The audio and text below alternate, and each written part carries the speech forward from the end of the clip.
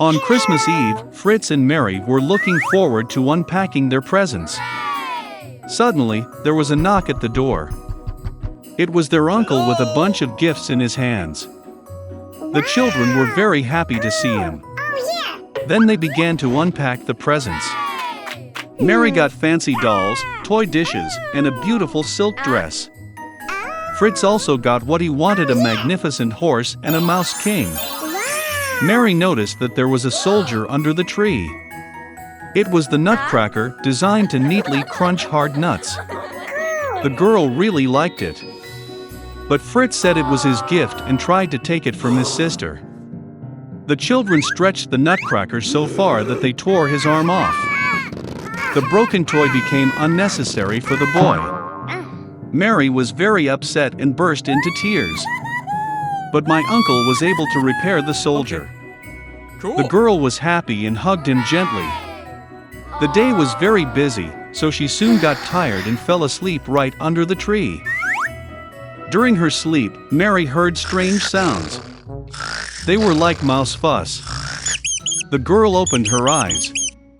The objects in the house seemed much larger than they were.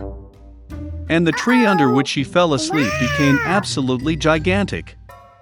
Mary realized that it was not the objects that had increased, but that she had decreased. Suddenly, the Mouse King with his army appeared before the eyes of the astonished girl. Mary was very frightened and wanted to run away. But the giant mice stopped her. And then a miracle happened. The Nutcracker jumped to his feet and grabbed the girl.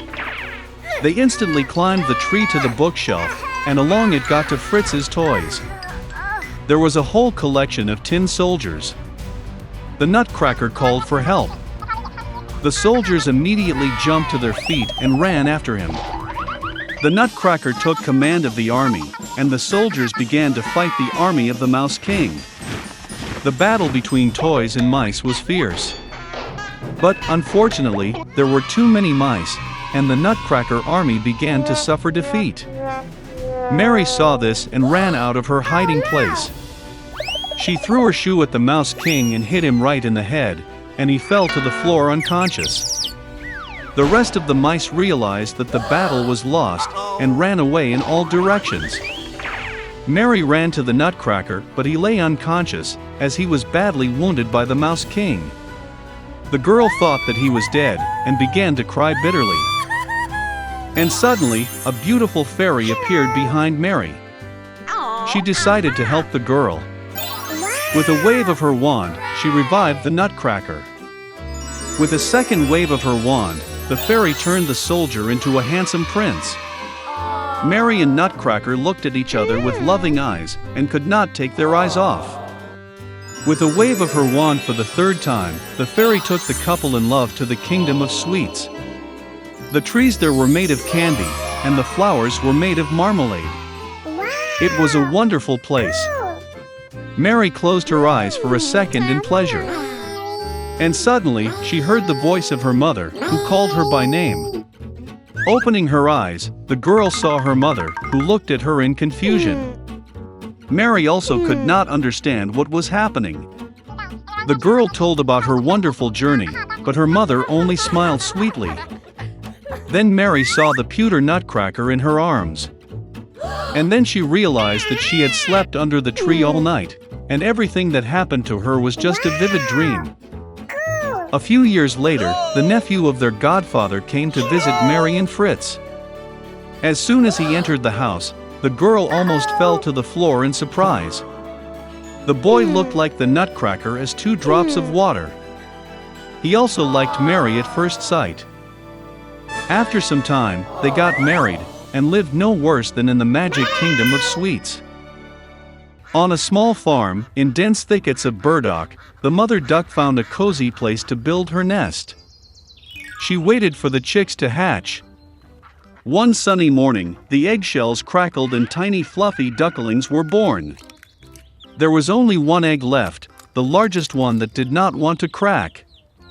The duck began to worry that something was wrong with him. She sat down on the egg again and decided to wait a little longer.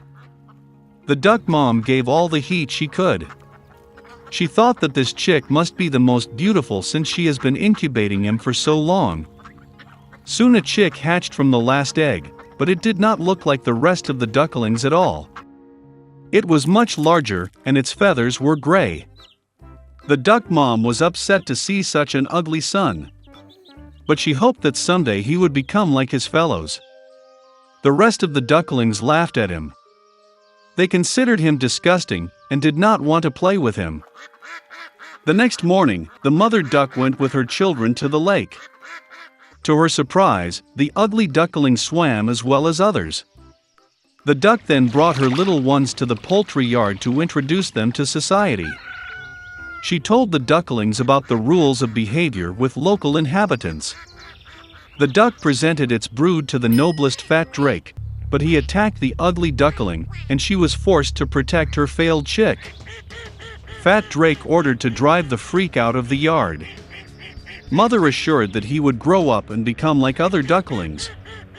Unable to withstand the bullying and humiliation, the ugly duckling left the poultry yard. In search of a safer place, he came across a beautiful lake, on which there was no one. And the duckling decided to stay here to live. Time has passed. Despite his loneliness, the ugly duckling was happy that no one offends him. And then one day, a beautiful white bird with a long neck flew to his lake. The ugly duckling did not know what kind of bird it was, but he looked at it with admiration. He loved her with all his heart. How a duckling would like to be like this lovely white bird. Winter came and it started snowing.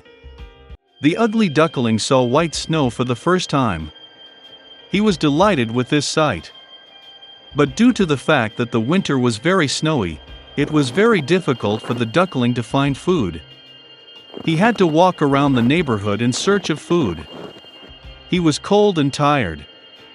So the ugly duckling got to the farmer's house.